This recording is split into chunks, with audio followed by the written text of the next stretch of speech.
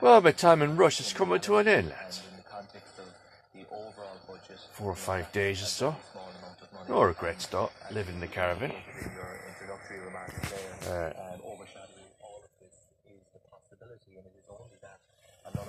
It's definitely been nice overlooking the ocean.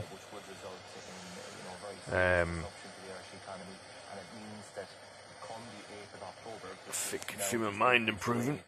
And you look back on the old Clondalkin days when you moved up there, like in Park in an industrial estate. The guards knock on the window at 1 o'clock. What's your name? Where are you from? And I'm going to be here. Tick man. Yeah, man. Situations I get myself into, honestly. Stability in our politics in our country at this time. But it's alright, so we're stronger for it. Like, and then when I said to that guy, I feel like my mental sanity is coming back. He's all good. It must be draining me then, because I feel mine is fading away. And then you meet horrible people and nice people on the way, you know. Are there any Is there room for tax cuts? You meet horrible people and nice people on the way, and I suppose the horrible people make the nice people seem even nicer, you know. I had my caravan about down the west at Roscommon, about 90 miles away. The lights went, so I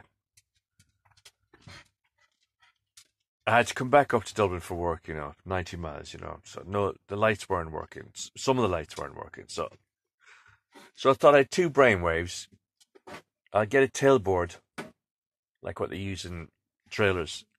Get a tailboard and put on the back of the caravan. Excuse me, and I'll stop halfway up at a caravan park halfway up to Dublin. So I won't have as much driving. So that was like, oh man, I thought I was a genius that day, you know what I mean?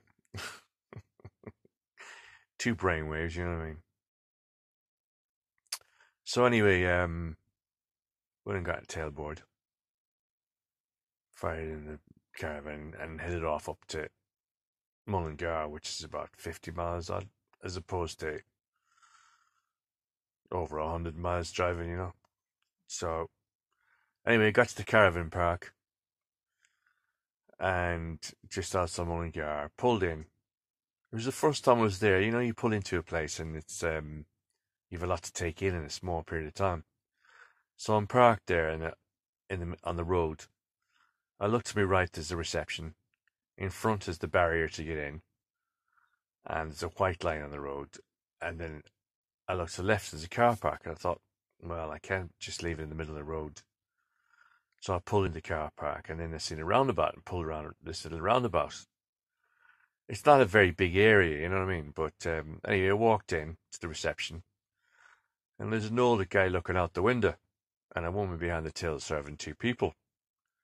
And nobody said boo. Like, you know, you stand there for a few seconds. You know what I mean? Your man's looking out the window, he doesn't even look at me, like, and just obviously straight away you knew this isn't a good vibe, you know what I mean? So, you know, I just had this sense, you know, you just get a gut feeling, you know, this isn't going to be good, like. So, I looked over to the guy and I says, is this where you come to check in? And he looked at me, he says, sure, I don't know whether you're coming or going. I don't know whether you're coming or going. Like, it's my job to tell him whether I'm coming or going, you know? So then, I was trying to restrain myself, you know. So I said, well, I did say check in. And then, like, it's just because it's this weird atmosphere straight away, you know what I mean? Like, you're going to be handing over hard-earned money to this guy. You know what I mean? It'd be different if you're trying to get money off him, you know what I mean? But you'd be going to be giving him money, like. You'd think that'd be enough motivation alone to be kind of half civil, you know? So, so I said to him, well, I did say check in, and then he says, I paid a lot of money. I paid a lot of money to put that white line in that road there. So I thought then, man, goodness, that's the way you really sound like you want me to be here. And he goes, sure, I don't care whether you come or go. Oh, yeah, so I don't care what you do, whether you come or go. And of course, then, man, I just like, man, I was just flabbergasted, like, then, for a man to talk to you like that, like, after 2 seconds, after you just pull him into his place. Obviously, you feel a bit vulnerable, and, that feeling you get where you need somebody to be a bit polite, that's all, and feel welcome, and you get the complete opposite, like. In that moment, I had my little dog in the caravan. If I was waiting to hear back from friends in Dublin that were going to look after him. They had looked after him before, and I just wondered if they were getting tired of looked after. But I hadn't heard from them for one reason or another, and I did. But there was no way I was going to leave the little dog in the caravan on the side of the road or anything. That's for sure. If I had to go anywhere, so that's the only reason I just didn't get in the car and just drive away from that place. So. And he wasn't over cheap either. Well, he wasn't cheap at all. It was €25 a night. And, I mean, I'm up in this place for €14 a night, like, you know what I mean? And it's beautiful. It's overlooking the ocean. His place is called Lahinal down there, So that was that anyway. So, lucky enough, I said I want 6 nights. He said, we don't do 6 nights. We do 3 nights at a go. Thankfully. Because I don't know what I was thinking. I was so grateful I only paid for 3 nights because, man, I just wanted to,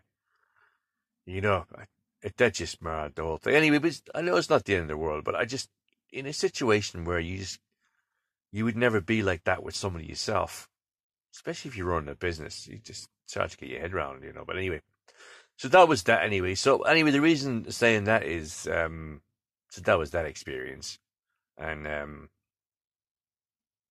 but I still had this light problem. I only realized when I got to Mullingar, was it, almost have tried it, along the way or whatever. I just realized the tailboard I bought, the lead wasn't long enough to go right to the caravan and reach the car. It was about maybe 3 or 4 feet short of what I needed. So of course now I'm stuck. I have to drive in the daytime and just park near where I work in Clondalkin on an industrial estate. Oh man, honestly, that was man. That was like, man. I woke up about 3 or 4, well, 2 nights and it was lashing rain. The guards, where are you from? How long are you going to be here? I'm thinking, man, damn, the things you do.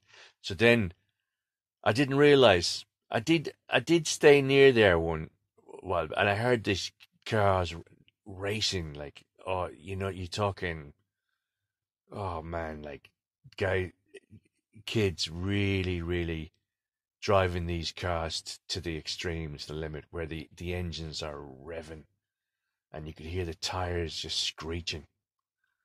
The tires screeching, like, and I had heard that before, and I think I'd forgotten about it, but I'm down on this road, I didn't realize this main road where they do it.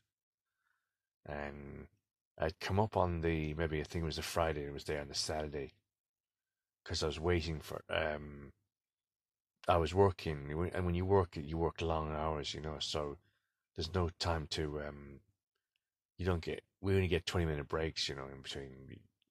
I drive a tour bus, and it's like, you do 4 laps, and there's a small break in between each lap, So I hadn't had a chance to go and get the lead, so we kind of stuck there. I couldn't move it without the lights, And oh, these kids came right up by the caravan, They were talking outside the caravan, like, And of course, you didn't know what their motivation was at that time.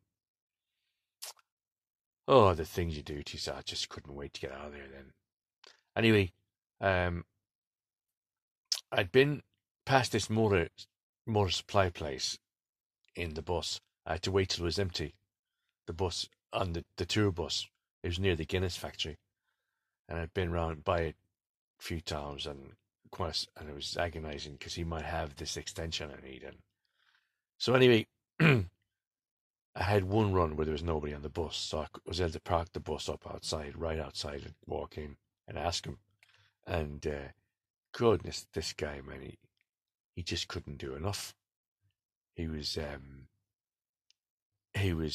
such a nice man, you know, and he was so sorry. He didn't have what I wanted, like, but he was all apologies, you know. And so when I was leaving, I stood at the door and I said to him, "Do you know what?" I said, "You're a really nice man." And he says to me, "Ah, but you're nicer," he said.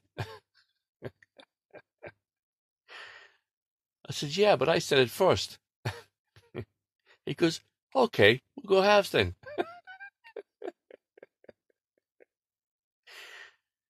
And I guess that was all the more enjoyable meeting a man like that, because maybe you meet these other type of people, like, you know what I mean. So I said to a guy, "This place here is beautiful. This Rush, like, you know, North Beach, overlooking the ocean. It's beautiful, man, and it's very reasonable as well. You know, I've been coming and going for a while now. Anyway, but I said to the man, I says, you know, I can feel my mental sanity coming back." He goes, "Oh, good. You must be draining me then, because I can feel mine fading away." He says, "Oh, Lord." Yeah, but I've been going away the last few years. Um, you know, I didn't realize the old bus license would give you so much flexibility, you know. Um, Obviously, I'm in Dublin this summer, and I was in Lake District last summer, you know. And the boss, he was from Glasgow. His name was Dave, and there was a a guy, a Cockney guy, a little fella. He was about 70. I was comical little fella, you know. He wore glasses, and poor little guy. He had two hearing aids in each ear, you know. He used to kind of squint all the time. You know, he's 2 o'clock there. How you doing, Brian? And I felt sorry for him, really, because he was struggling with the roots, you know. I think his memory wasn't great, you know. And I was trying to help him just, you know, because obviously the boss, he had a lot to, you know, you got to try and make his life as simple as possible. If his life's simple, your life is simple. And they were both called Dave, and Dave was kind of, Cockney Dave was kind of struggling with the roots. So I was, but Boss Dave was saying, "Look, white shirts and black trousers, you know." And I used to say to Dave, man, I says, "Look, go out. A shirt is £5. You know, there's no excuse. Go out and get yourself a shirt for £5, a white shirt, a couple of white shirts, £5 each, and a black trousers. That's one less thing to worry about." But no, Dave's going around with this orange shirt on all week, and so he's got this orange shirt on all week. You know what I mean? And we went down. We're staying in the hotel, and I was down Friday morning. I was down, and it was only me and the boss, Dave, at the table at the breakfast table. So I said to Dave, I says, "Do you think Dave's got five of them orange shirts, or is it just the one?" You know, he was in no mood for to see the funny side, like. So down comes Dave anyway. "Morning, hey, doing?" This Dave, can I ask you a question? "Yeah, what's that, mate? What's that?" He says. "Do you have another shirt?" He says, "Yeah, yeah, mate, but it's for next week," he said.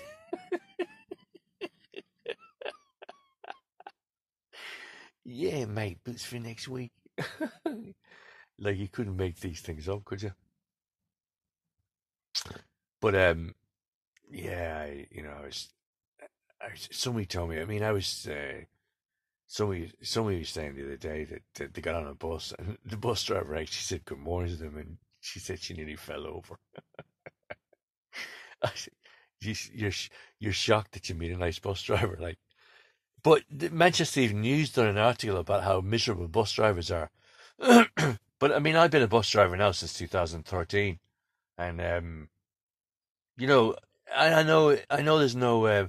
If you hate a job, you should get out and do something else. Yeah, But I have to admit, I did get a bit miserable myself for a while. Like, you know, I was working for a big bus company in Manchester, and they give you these routes, these rotas, and some of them are 4.5 hours. You'll drive for 4.5 hours plus before you get a break, and it looks legal on paper. It's a fast, like it looks legal on paper, like, but you know, and all this CPC you have to anyway. So I can understand in a way why, you know, some bus drivers are a bit miserable, you know. But I was telling her when she told me that about the bus driver saying hello, and she'd been shocked. I said there was two Asian women coming down. They were on the Cheetham Hill Road in Manchester, and they wanted to go down the other side of town to the MRI, and they couldn't believe that you could get one bus to go the right way through. And I said, well, I said I was over helpful with them because I fancied one of them, you know. So, and well, you see, there's 242 bus. There used to be 242 bus routes, and one stopped in the middle of Manchester, and the other one went on up to North Manchester Hospital. So I explained to her, I says, when you're coming back, make sure that the 42 you get, there'll be two 242s just to confuse you. But the one that says North Manchester Hospital at the front, that'll take you right up to Cheetham Hill Road. So I told her that, and she turned to her friend saying, oh, isn't it nice to meet a nice bus driver? As if it never happens, you know. But the thing is, you do have to deal with all sorts, man. Literally all sorts, you know. I was pulling out of Piccadilly Station one day, and there's this guy coming walking along, you know, and he points at the floor. You could tell the guy was full of attitude. He points at the floor as if to say, "Don't move till I get on that bus," you know. So there's perspex on the door, you know, to protect you. I mean, I've seen buses coming back with blood on the perspex where somebody trying to punch the driver and everything else. I mean, you know, you've got that as well. But anyway, he pointed at the floor and said, "Don't move till I." So I just locked the door when I seen the guy, you know, thinking, whatever, man, just get out. I didn't care if he had a ticket or anything. I didn't want any interaction with the guy whatsoever. Just take a seat, sit down. Anyway, he goes, "I like big boss bus driver, man." Big boss bus driver, man. You know what I mean? Like, so he sits down, and I think, so we take off, and I'm very conscious of this guy being on the bus. Thought, man, I just want this guy off. You know, no cars. So anyway, about 20 minutes went by or whatever, and next thing, sure enough, down the aisle he's coming, you know, and he's staring at me in the mirror, in my mirror, the whole way down. He's giving me this evil stare. I just think to myself, yeah, whatever, just get off. Just get off my bus, man, will you? So he's so busy staring at me, right? And I wasn't paying much heed. I just wanted to concentrate and just pull up, bye bye. So I hadn't realized I pull up right by a lamppost. And he's looking back at me, giving me the evil stare. When he, the minute he steps off the bus, he walks straight into the lamppost, back, straight into the lamppost. Oh, it took me all my time not to laugh because I knew if I laughed, like, and then, but then he had to get this walk back, you know, this particular walk. He'd step around the lamppost. I was looking in the mirror as I went by. You know, you try to keep a straight face, you know. You know, that's the hardest thing, you know, when you, well, they're usually the best laughs as well, you know, when you're trying to be serious and you can't, you know. I remember a long time ago, I know it's funny now, but I went to get my hair permed. Oh, it's sad the way life can turn out. I used to always wonder what I'd be like when I'm in my 50s. But I went to get my hair permed with this guy, you know, and it was like a salon, obviously, and it was split in two. He went off into one side, and I went the other, you know, to get my hair done. And so anyway, after a while, they used to have the old mirrors, that as well. If you step back from them, they make your features look distorted. So anyway, they was doing my hair, and my pal was there on the other side. I didn't see him, but the next thing he got finished before me, and he walked through the doorway behind me. I could not believe what I was looking at. I was the bust out laughing because perms don't suit some people. I always had a bit of a round face, and it kind of and plus anyway, when you get it done, takes time to take shape. You have to keep working it. Like it won't look completely round. But it's the only way I could describe this guy what I was looking at in the doorway. As I say, the mirror didn't help either. Like the only way I can describe it is like it looked like they'd shaved his head off. Shaved all his hair off, not his head off. Shaved all his hair off, and then rubbed glue on his head, and then took up bundles of curls and started throwing them at him. Because there's no shape or nothing. His face was too narrow. And he was all oblong and going, oh, he looked like so different, man. He looked like completely different. And I was there trying to keep a straight face on me, and like he stepped behind me and he's staring at me, man. He's giving me this evil stare. He's looking for even a quiver of laughter, and I'm fighting it back, all the time. I try not to look at him, but then I glance at him and think, oh, this thing, what have they done to you, Tim?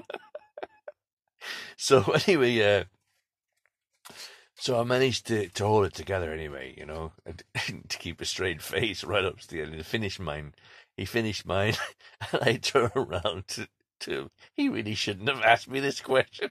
I turn around to him, he says, well, what do you think? What do you what do you think? Oh, I just like the damn burst. Like I couldn't hold it back then. But yeah, man. Driving the buses. I was getting onto a bus in Liverpool one time, and the driver, he was bald on the top, and he had silver curls around the sides. Completely bald, but silver curls all around the side, like. And I just said to him, how you doing? How's life, mate? Rubbish, he says. And a big head of brown curls when I started driving this bus 43 years ago. I says, do you give that answer every time somebody asks you how you do? But I was oh man, you just couldn't make things up, really, could you? I do like to tell true stories, what I mean?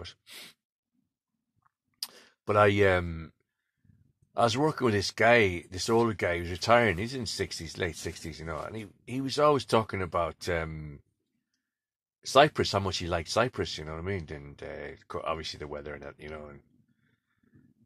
and then he says, we're all standing around. He was dead serious. He says, it's very much like England. I says, really? Yeah, I didn't know. Yeah, yeah, yeah. He says, there's a little on every corner. There's a little on every corner. You think a red pillow box or something, but a little on every corner. But I just got a message from somebody. Not an incoming call.